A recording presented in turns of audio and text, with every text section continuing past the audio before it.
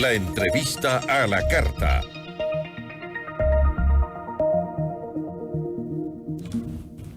Nos acompaña Diego Pérez, experto en seguridad. ¿Cómo está? Muy buenas tardes. Gracias por acompañarnos.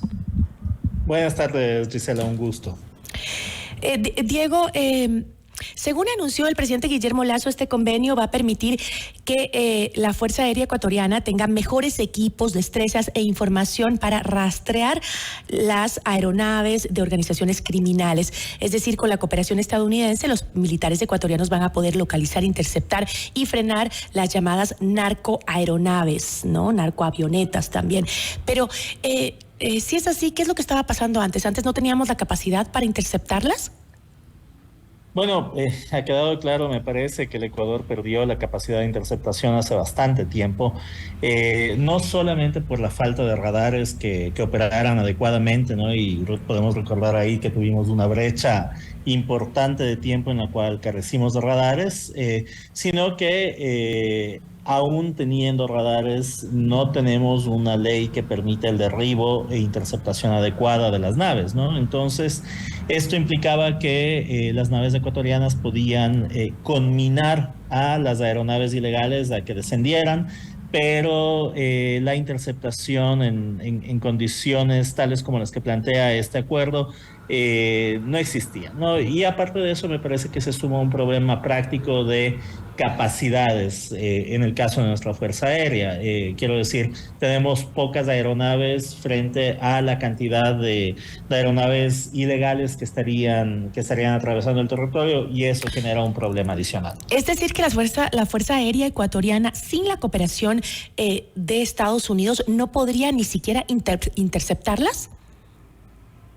A ver, ¿se puede hacer interceptación? Sí, legalmente se puede hacer interceptación. Lo que el Ecuador no puede hacer es derribo. El problema es que, como decía hace un rato, las capacidades de nuestra Fuerza Aérea son bastante reducidas. Por lo tanto, la cobertura, para utilizar ese término, la cobertura que tiene nuestra Fuerza Aérea sobre el territorio ecuatoriano es muy limitada frente al espacio que hay que cubrir, y sobre todo hay que pensar las actividades de interceptación que se pueden hacer desde la Fuerza Aérea, pero sobre el territorio marítimo, ¿no? Que es aún más extenso que el territorio, claro, que el territorio terrestre. Es la frontera más grande que tenemos. Pero existe, no existe ningún mecanismo soberano en el país para resguardar nuestro espacio aéreo. A ver, nuevamente, existe sí el mecanismo de interceptación. Nuestras aeronaves pueden acercarse a las narcoavionetas, si queremos usar ese término. O sea, si hay la localización, por ejemplo, las podemos localizar. Se las puede localizar, puede localizar, se las puede interceptar y se les puede invitar, conminar, insistir en que desciendan y aterricen, pero hasta ahí. Si es que estas aeronaves deciden no aterrizar, a pesar de que se pueden hacer maniobras para forzarles, pero si deciden seguir, no hay un mecanismo que nos permita derribarlas, ¿no? No hay un mecanismo legal. ¿Y qué sucedería qué sucede ahora con las pistas clandestinas que hay en la costa, por ejemplo? ¿Hay alguna regulación sobre las pistas de aterrizaje o qué diferencia puede haber entre aquellas pistas que son para avionetas de fumigación, que se utilizan mucho, y las pistas para estas narcoavionetas? Bueno, es que ese es parte del tema, ¿no? Las narcoavionetas y las avionetas de uso legal aterrizan todas en el mismo sitio, ¿no? O pueden aterrizar todas en el mismo sitio. Digo, un dueño de una hacienda que tiene una pista para fumigación, que tiene que registrarla en la Dirección de Aviación Civil y seguir todo un procedimiento legal, puede ser forzado a ceder su pista en cierto horario para que aterricen otras avionetas, ¿no? Y sabemos los mecanismos de coacción que las organizaciones ilegales tienen, y por lo tanto es muy difícil lograr un control absoluto sobre la totalidad de aterrizajes y despegues que hay, y diferenciar cuáles son los que efectivamente están operando legalmente, ¿no? A pesar de que hay que registrar y demás, pero evidentemente con las limitaciones que existen en nuestra Fuerza Aérea, van a haber vacíos siempre, ¿no? Y lo que se pretende con este acuerdo es cubrir en parte esos vacíos. Digo, la cooperación internacional, sobre todo en temas de delitos transnacionales como es el narcotráfico, me parece a mí que siempre es positivo. Sin embargo, ¿se conocen, hay datos de los resultados que han traído o que no han traído los acuerdos de cooperación que ya existen con Estados Unidos y con otros países pioneros en tecnología, por ejemplo, como Israel?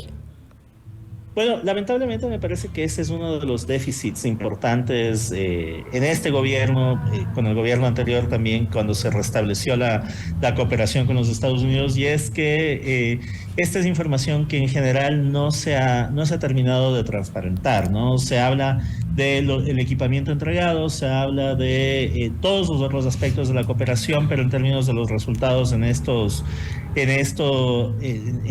tipo de acciones, generalmente la información suele salir al final del año y claro, no hay mecanismos nacionales soberanos de seguimiento de esa información, ¿no? Entonces, en este momento me parece que difícilmente podemos saber cuáles son los datos concretos de interceptaciones y demás, ¿no? Y ahí yo creo que hay un dato importante, y es que esa información en primer lugar pasa a los Estados Unidos y luego es trasladada al Ecuador, ¿no? Ahora, los Estados Unidos tiene en este momento un grave problema de salud pública por el uso de drogas que son fatales para la salud, como es el fentanilo. Esto un poco nos hace ver que este país ha fallado en destruir el mercado nacional que tiene de drogas, aun cuando ha destinado miles de millones de dólares a esta guerra contra el consumo desde los años 70, ¿no? Seguir este plan no es seguir un plan que no ha resultado ni para el propio país. Bueno, sí, con las dinámicas de lucha contra las drogas, lo que tenemos es una historia de una serie de fallas y de una serie de acciones que apuntan al costado más débil de la cadena, que son países como el Ecuador, países de tránsito o quizás en el caso de Colombia, países de producción, ¿no? Ese sí es un problema, efectivamente, y la lucha contra las drogas en los Estados Unidos, como usted lo señala, Giselle, ha resultado ineficiente. El problema adicional que yo sumaría a eso es que nos enfrentamos a un mercado tan masivo, que genera tantos incentivos perversos, que resulta tratar de poner una curita en una gran herida, el tratar de hacer interceptación y estas otras acciones, que son acciones que a los estados les toca hacer.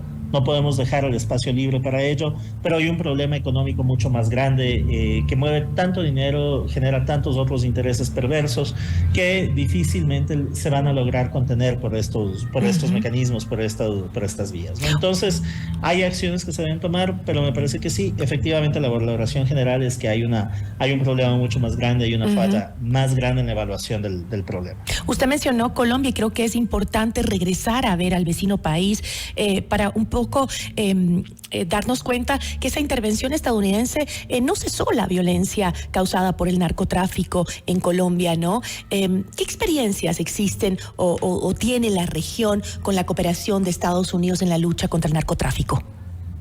A ver, y yo vuelvo con Colombia porque me parece que ahí tenemos datos importantísimos, ¿no? El Plan Colombia le convirtió a Colombia en su momento en el segundo receptor de cooperación internacional después de Egipto, ¿no? En algún momento Colombia era el país que más dinero recibía de cooperación de los Estados Unidos y sin embargo los problemas no solamente que se mantuvieron, sino que se han acrecentado.